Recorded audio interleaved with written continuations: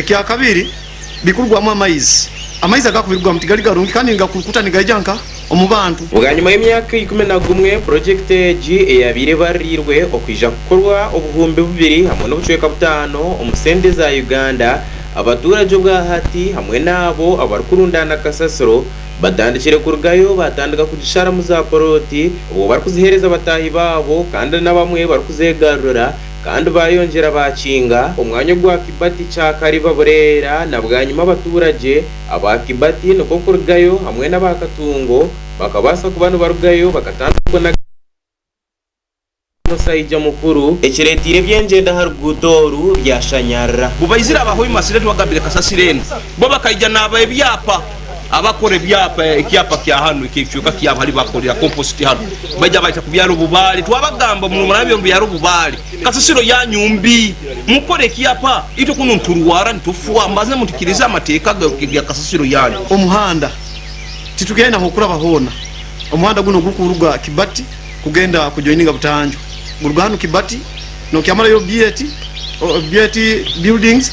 ni kugenda mpaka Bulera ni guturukirana baita tibire mutu kyasobola kugura aba habwa Kasasiro okurujira ahari mukuru w'entebe yo kubanza ahabwa Katungo Ramadan Byonta hamwe na mukuru w'entebe yo kubanza ahabwa Kibati Rosemary Barimera nabajira ngo Kasasiro umwanya wo gwirengeserize ngo kandi nabwanyuma yo kurengesereza etandikire no kucinga imihanda yabo ibatwire no bakoresa ahabwo kugira ngo umwanya gwiyabire turane rundana rwamu namwe kijora mu kandi gwabura umugasho fato rugudo barusesere mu Kasasiro bo banyiti bafuireyo orugure tibarufuireho amaizi agatukunya tibagafuireho tibatulimira izi bali turayiha amaizi go kunywa abantu atibwire bunu hano hali tuli hano ikinunko kihulira munu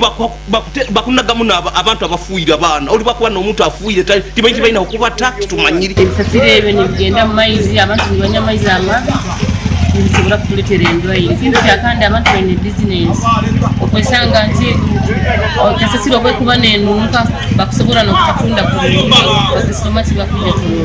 abaturage bwa hati no bashaba bakuru bo rurembo okubasa kubano barugayo kandi bakataho mu nshongeji obwo wari kugira ngo abantu n'obundi kubarukufa hamwe nembwa babenago umwanyogu ekitira amagara gabo aharutezyo tumanyire mo cyari bagamba babaye kakinga hate mirambo yona bugisanga mu byo tukanagisembwa ehimbiro murambo nesiri mukano murambo twagamba abantu abakora hano twabagamba murambo kene siko mirambo batugamba kuba nibo bakozi ba Hoima sitebe karumbi jubi hati bakayirukwa bakagenda kusaba kwange kusaba meya na minister wa works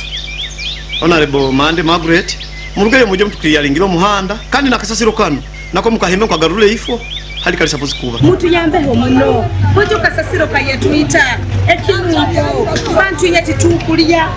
titukunywa abantu bakerere kweri amo mujiju badome Kasasiro umuhanda kule atuboine abantu bulikiro batugamba tuije tubayambe ebisasiro babihe mu itaka lyabo linu itaka lyo muntu hanu site kuleta ebisasiro kudomaho temusabire tena kiamkozera okiona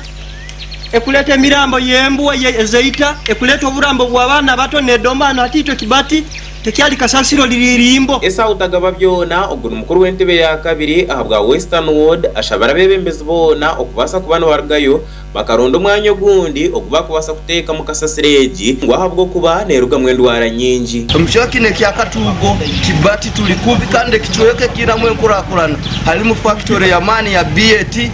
rundiki hali bakugure taba bwire bunegenda kuba nekozesebwa UTS bete kichoka kiri kichafu abantu bona bagenda kuba ni bayitwa oburwaire oryo muhezi wa meya ahabwo rurembo rwa Hoima Sylvia Narumaga yashabo kusasurwa okurga abaturage abakibati kandi yayongera yabaraganisa kunaza kutera tocho mu nshongeji kandi ayongere okugikoraho. As Hoima City, we are sorry for what is happening at Kibati garbage site. We understand that the place is in a mess, but it's not our own making. The challenge is the population has increased versus the space which was arranged some time back.